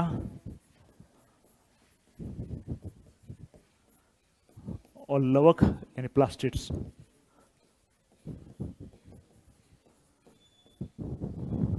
और अन्य कोशिकाओं में अगर अपन बात करें तो इसमें राइबोसोम, गोल्जी काय, लाइसोसोम, अंतःप्रद्रव्य जालिका,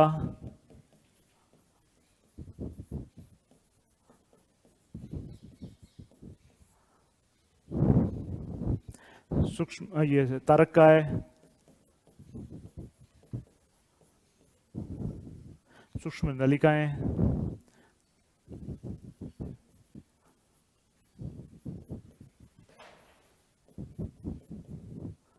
रिक्तिकाएं, ऐसी बहुत सारे स्ट्रक्चर अपन इसमें पढ़ेंगे। पहले अपन दोहरी झिल्ली वाले कोशिकाओं से शुरू करेंगे क्योंकि ये इंपॉर्टेंट है तीनों। ये तो बहुत छोटे छोटे, इनमें तो बहुत जल्दी अपन कर लेंगे, इसमें थोड़ा सा टाइम लगेगा हमें, इसलिए इसको अपन स्टार्ट करेंगे। पहले सबसे पहले अपन केंद्रक से शुरू करते हैं।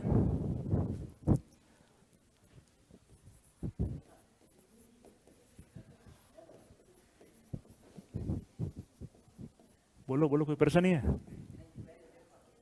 पहले लिखवा लूं वो वाला?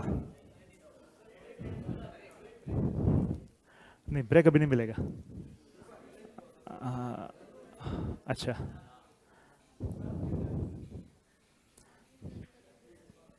मैं सोच रहा था पहले दोहरी झिल्ली वाला तीनों कर लेते हैं, उसके बाद लिखना शुरू कर लेते हैं अपन। चलो केंद्रक लिख लेते हैं, उसके बाद अपन लिख लेंगे। केंद्रक कर लेते हैं, उसके बाद लिख लेंगे, ठीक है? अब तो ब्रेक बिल्कुल नहीं मिलेगा। अब तो ब्रेक बिल्कुल नहीं मिलेगा।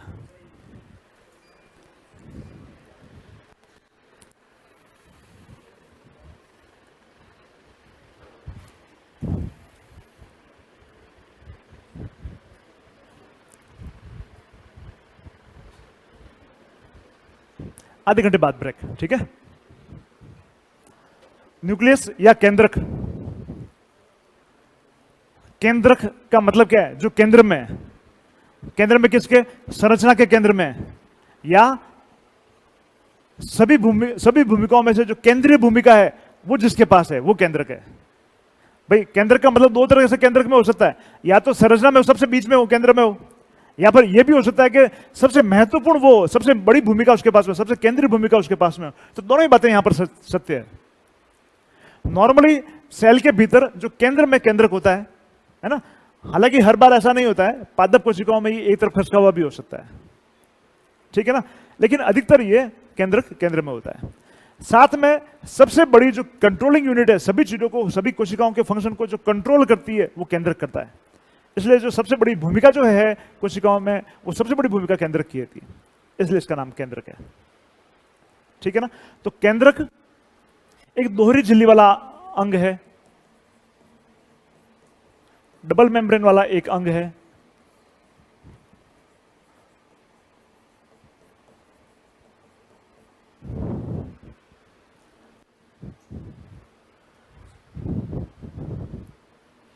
जैसे ये एक कोशिका है, कोशिका झिल्ली है, कोशिका झिल्ली के भीतर कोशिका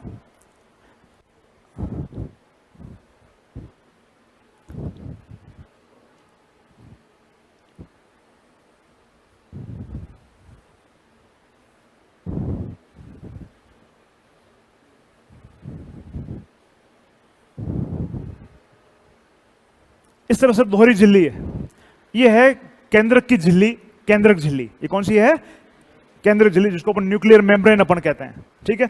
इस न्यूक्लियर मेम्ब्रेन के बीच बीच में कुछ छेद से बने हुए हैं, कुछ पोर्ट्स बने हुए हैं, कुछ छेद बने हुए हैं, जिनमें से होकर केंद्रक के भीतर और केंद्रक के बाहर पदार्थों का आवागमन आसानी से हो सकता है, ठीक है। ये केंद्र की झिल्ली में इस तरह से इसकी संरचना होती है। इस केंद्रक झिल्ली की संरचना कैसी है? वैसी ही संरचना है जैसी कोशिका झिल्ली की संरचना है। कोशिका झिल्ली में जिस तरह से लिपिड और प्रोटीन है, उसी तरह से यहां पर भी लिपिड और प्रोटीन है। बनी हुई किससे? ये दोहरी है, जबकि ये सिंगल है, ठीक है। इसके भीतर की ओर एक जली जैसा पदार्थ भरा हुआ है, इसमें एक कणीय पदार्थ भरा हुआ है, कण जैसा कुछ पदार्थ इसमें भरा हुआ है, जो है केंद्रक द्रव्य। जैसे ये कोशिका द्रव्य है, वैसे ये क्या है? केंद्रक द्रव्य है, ठीक है। तो केंद्र की जो स्ट्रक्चर है, इसमें केंद्रक झिल्ली, दोहरी झिल्ली, जिसमें कुछ पोर्स है, कुछ छेद है, जो केंद्रक द्रव्य को कोशिका द्रव्य के साथ संपर्क में रखते हैं, ठीक है। फिर है इसके भीतर की ओर एक कणीय पदार्थ, कण वाला एक मॉर्फस, जिसके अंदर बहुत सारे कण होते हैं, एक ऐसा पदार्थ भरा हुआ है, जिसको अपन किस नाम से जानेंगे? केंद्रक द्रव्य के नाम से जानेंगे। फिर तीसरी इसमें संरचना होती है, एक बॉल जैसी एक संरचना होती है, एक जिसको अपन कहेंगे केंद्रिका, जिसको अपन किस नाम से जानेंगे? केंद्रिका, केंद्रिका होती है। और इसके साथ में कुछ धागे जैसा, कुछ एक जाल जैसा, इसमें धागों का जाल जैसा एक भरा हुआ होता है, जिसको अपन कहेंगे क्रोमेटिन पदार्थ। इन चार स्ट्रक्चर से मिलकर हमारा केंद्रक बना है। केंद्रक में कौन कौन सी स्ट्रक्चर है? एक तो है केंद्रक झिल्ली, न्यूक्लियर मेम्ब्रेन, इसके भीतर है केंद्रक द्रव्य, ठीक है। फिर यह है केंद्रिका, और ये है क्रोमेटिन जाल।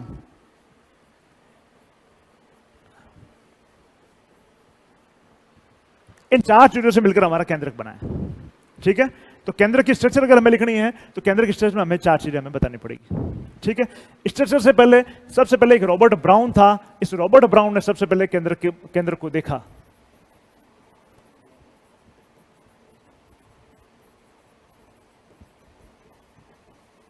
सबसे पहले किसने देखा? रॉबर्ट ब्राउन ने इसको देखा। ठीक है, इसको अपन सेल की कंट्रोलिंग यूनिट भी कहते हैं।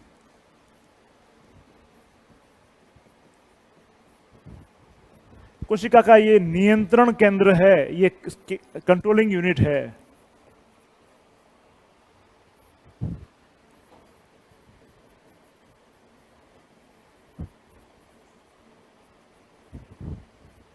यानी कोशिका के जो सारे फंक्शन हैं, उन सारे फंक्शन को कंट्रोल कौन करता है? हमारा केंद्रक करता है। ठीक है, यानी ये केंद्रीय भूमिका में है। ठीक है ना। अब इसकी संरचना की बात करें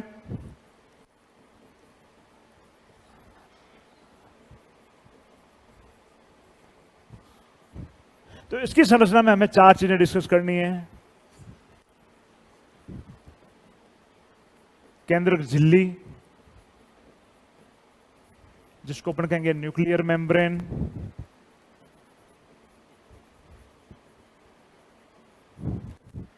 दूसरा है केंद्रक द्रव्य।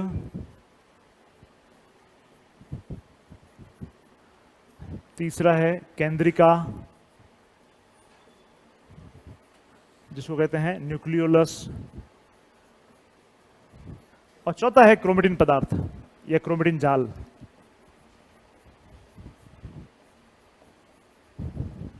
Chromatin network. ये 4 प्रकार के पदार्थों में अपन डिस्कस करते हैं। तो केंद्रक झिल्ली तो कौन सी हो गई? जो शेष साइटोप्लाज्म से अलग करने वाली जो दोहरी झिल्ली है वो केंद्रक झिल्ली है। केंद्रक झिल्ली कैसी है? दोहरी झिल्ली केंद्रक झिल्ली है।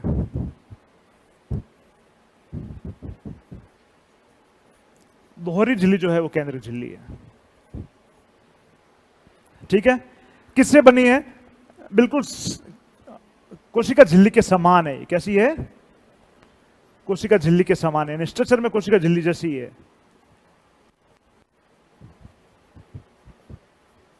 पेन की मोटे बढ़ाऊं, ये चलेगा? ज्यादा कंटेंट आ जाता है इसलिए मैंने छोटा किया इसको। फिर इसमें कुछ पोर्स है, कुछ छिद्र है। ये छिद्र क्या करेंगे? इन छिद्र का क्या रोल है? केंद्र के भीतर और कोशिका द्रव्य, इन दोनों के बीच में संबंध स्थापित करने का काम ये छिद्र कर रहे हैं। ठीक है ना। फिर बात करें अपन केंद्रक द्रव्य की।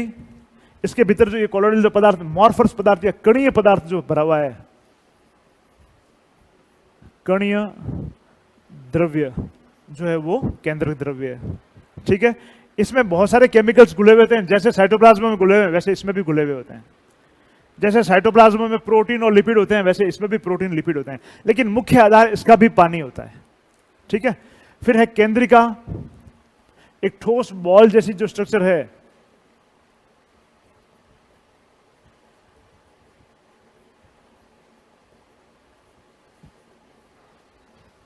केंद्रिका है। ठीक है, आरएनए निर्माण में इसका उपयोग है।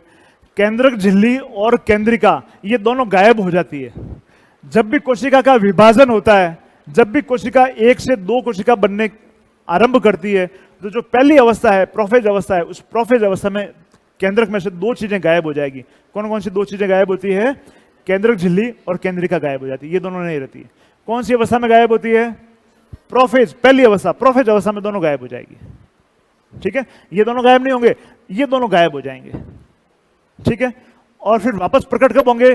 जब एक कोशिका 2 कोशिका में विभाजित हो चुकी होगी, तब ये वापस केंद्रक झिल्ली और केंद्रिका वापस प्रकट होंगे। समझ में आ रहा है आपको? केंद्रक झिल्ली और केंद्रिका हमेशा नहीं रहती है। जब भी कोशिका विभाजन होगा तो ये गायब हो जाएगी, यानी ये डिसॉल्व हो जाएगी। ठीक है, लेकिन जब कोशिका का विभाजन पूरा हो चुका होता है, जो लास्ट अवस्था है टीलोफेज अवस्था, आगे अपन पढ़ेंगे, उस टीलोफेज अवस्था में ये दोनों पुनः प्रकट हो जाती है। ठीक है, कौन सी अवस्था में गायब होगी? प्रोफेज अवस्था में गायब होगी। और वापस कब प्रकट होगी?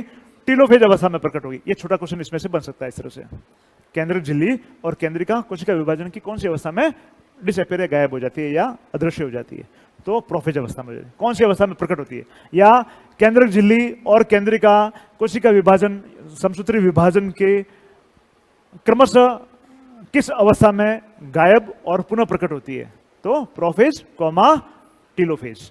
ठीक है, इस तरह से अपन इसका क्वेश्चन बना सकते हैं। फिर लास्ट है क्रोमेटिन जाल। धागों जैसा एक जो जाल इसमें नजर आता है, धागे जैसा जाल, ये धागे जैसा जाल क्रोमेटिन जाल है। यही वास्तव में सबसे खास चीज है। यही वो आनुवांशिक पदार्थ है जिसकी वजह से एक पीढ़ी से दूसरी पीढ़ी में लक्षण जाते हैं। एक पीढ़ी से दूसरी पीढ़ी में जो लक्षणों का संचरण होता है, लक्षण एक पीढ़ी से दूसरी पीढ़ी में जो जाते हैं, वो किसकी वजह से जाते हैं? इन क्रोमेटिन जाल की वजह से जाते हैं। समसूत्री विभाजन के समय यही क्रोमेटिन जाल जो है संघनित होकर गुणसूत्र बना देता है। ये किसमें बदल जाएगा? गुणसूत्र में बदल जाएगा। और गुणसूत्र हर एक कोशिका में फिक्स होते हैं। गुणसूत्रों की संख्या हर एक कोशिका में फिक्स होती है। हर एक जीव के लिए ये एक निर्धारित संख्या है। जैसे मानव के हर एक कोशिका में कितने गुणसूत्र होते हैं? 46 गुणसूत्र या 23 जोड़ी गुणसूत्र होते हैं। मानव में कितने गुणसूत्र होते हैं? 46 या 23 जोड़ी गुणसूत्र होते हैं। ये हर एक कोशिका के लिए गुणसूत्रों की संख्या फिक्स होती है। ठीक है, ये अपन केंद्र के बारे में पढ़ेंगे। अब केंद्र का काम क्या है? केंद्र का मुख्य काम क्या है? देखो, केंद्र का मुख्य काम जैसा मैंने बताया आपको, सबसे महत्वपूर्ण क्या है इसमें? क्रोमेटिन जाल है। क्रोमेटिन जाल क्या है? एक प्रकार का आनुवांशिक पदार्थ है। ये क्या है? आनुवांशिक पदार्थ। इसका काम क्या है? आनुवांशिक लक्षणों का एक पीढ़ी से दूसरी पीढ़ी में संचरण करना। ठीक है, फिर कोशिका विभाजन में इसका सबसे बड़ा रोल है केंद्रक का। केंद्र के विभाजन के बिना एक कोशिका दो कोशिकाओं में नहीं बटेगी। केंद्र के विभाजन के बिना कोशिका में विभाजन नहीं होगा। कोशिका विभाजन होना है तो पहले केंद्र का विभाजन जरूर होगा। यानी केंद्रक सबसे जरूरी है कोशिका के विभाजन के लिए। कोशिका विभाजन शुरू कहां से होता है? केंद्रक से ही शुरू होता है। अगर केंद्रक नहीं है तो कोशिका का विभाजित होना पॉसिबल नहीं है। ठीक है ना? कोशिका में विभाजन केंद्र के बिना पॉसिबल ही नहीं है, इसलिए केंद्र की भी इसमें बड़ी भूमिका है। फिर है एक बड़ा इसका रोल, प्रोटीन सिंथेसिस करना, प्रोटीन का संश्लेषण करना सबसे जरूरी रोल है केंद्र का। हमारे कोशिका के भीतर पाए जाने वाले जो विभिन्न प्रकार के प्रोटीन है, वो सारे के सारे प्रोटीन केंद्रक बनाता है। केंद्रक से शुरू होता है कोशिका विभाजन। ये केंद्रक प्रोटीन बनाना शुरू करता है। अपन देखेंगे प्रोटीन में अलग अलग प्रकार की जो 3 प्रकार की प्रक्रियाएं इसमें, तीनों प्रकार की प्रक्रिया में से 2 मुख्य प्रक्रियाएं इसके भीतर होती है। इसके भीतर डीएनए आनुवांशिक पदार्थ होता है। डीएनए का जो रेप्लिकेशन है, डीएनए अपने जैसे जो नए डीएनए बनाता है, जिसको अपन डीएनए का रेप्लिकेशन कहते हैं, ये डीएनए का रेप्लिकेशन भी केंद्र के भीतर होता है। डीएनए अपने जैसे जो नए डीएनए बनाता है, ये केंद्रक में होता है। एक कोशिका 2 कोशिका बना सकती है, या एक कोशिका प्रजनन करती है, या एक जीव प्रजनन करता है। जीव प्रजनन करके अपने जैसे नए जीव बनाता है। इन सब का जो आधार है वो डीएनए का रेप्लिकेशन है। अगर डीएनए का रेप्लिकेशन नहीं होता, अगर डीएनए अपने जैसे डीएनए नहीं बनाता, तो आगे प्रजनन पॉसिबल नहीं हो पाता। मान लो 46 गुणसूत्र है, 46 गुणसूत्र बटकर कोशिकाएं बटी, उसमें 23 गुणसूत्र हो गए। फिर और कोशिका का विभाजन होगा, 23 से और आधे हो गए, फिर और आधे हो गए, तो कुछ गुणसूत्र खत्म हो जाएंगे एक दिन। ऐसा नहीं होगा क्या? ऐसा हो सकता है। लेकिन हम जानते हैं कि मनुष्यों में अगर किसी व्यक्ति में 46 गुणसूत्र है तो उसके संतति में भी 46 गुणसूत्र होंगे, उसकी संतति में भी 46 गुणसूत्र होंगे। तो गुणसूत्रों की ये जो संख्या नियत है, वो किसकी वजह से है? डीएनए की अपनी पुनरावृत्ति करने की वजह से है। डीएनए की जो पुनरावृत्ति है, डीएनए का जो रेप्लिकेशन है, वो प्रजनन का आधार है। और वो कहां पर होता है? केंद्रक में होता है ना?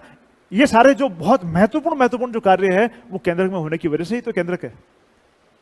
ठीक है ना? इसके अलावा हमारे जो भी लक्षण जो होते हैं, उन लक्षण के लिए एक प्रोटीन जिम्मेदार होता है। जैसे किसी के आंखों का रंग नीला है, या किसी के आंखों का रंग भूरा है, या किसी के आंखों का रंग काला है, वो किसी न किसी प्रोटीन की वजह से होता है। वो किसकी वजह से होगा? किसी न किसी प्रोटीन की वजह से होता है। और प्रोटीन कौन बनाएगा? केंद्रक बनाएगा। अगर मेरे आंखों का रंग, अगर बाय द वे कोई अलग कलर है, तो वो किसकी वजह से होगा? किसी न किसी प्रोटीन की वजह से होगा। और प्रोटीन कहां पर बनेगा? केंद्रक में बनेगा। ठीक है ना? तो हमें जो लक्षण हमारे जो नजर आते हैं, वो सारे के सारे लक्षण जो हैं, वो भी कहां पर, उसकी सूचनाएं भी कहां पर छिपी हुई है? केंद्रक में छिपी हुई है। इसलिए केंद्रक कंट्रोलिंग यूनिट कहा जाता है, इसलिए कंट्रोलिंग सेंटर कहा जाता है, क्योंकि हमारे सारे फंक्शंस को, हमारे सारे सेल के जो फंक्शन है उन सबको नियंत्रित करने का काम केंद्रित कर रहा है। ठीक है ना? अब चाहे तो अपन लिख सकते हैं, उसके बाद में अपन वापस रिवाइज करना शुरू कर लेंगे। पहले इसमें अगर कोई डाउट है तो पहले पूछो आप।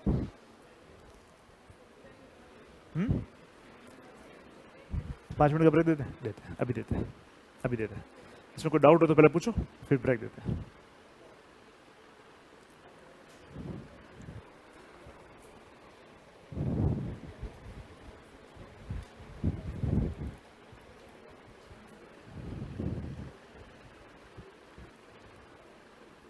कोई डाउट हो तो पूछो।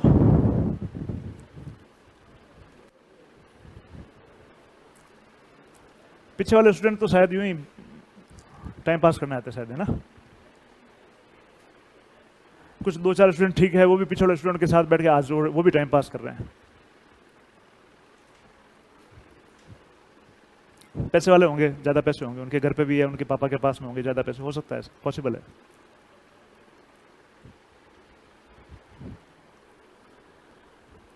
सर ने एसी भी लगा दिया, टाइम पास भी अच्छा होता है आजकल।